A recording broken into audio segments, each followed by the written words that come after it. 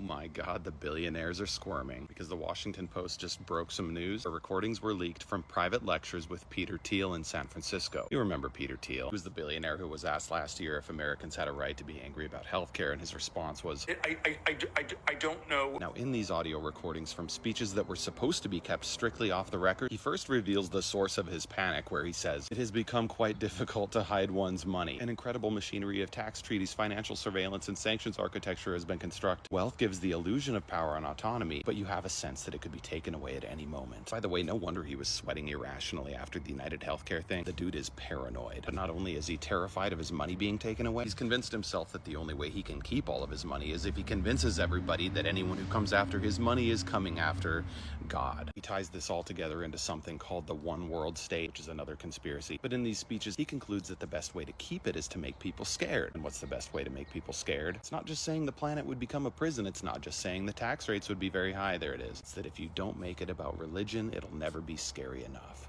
You will never make people really resist. Millions of smart people already knew this. The billionaires were privately working with and privately funding religious leaders on the right, because when used maliciously, religion is the most effective system of control in the history of humanity. But to hear a billionaire speaking to other wealthy people directly claim that environmentalists like Greta Thunberg, who he calls out in these speeches, are coming after his money and that those environmentalists are going to win, unless those billionaires can successfully trick the masses into believing that those environmentalists are working for the Antichrist, is still quite shocking. So shocking, in fact, that I chose to reach out to Peter Thiel to get his take on this now that he knows the recordings have been leaked. And his response was, I think this is, you should,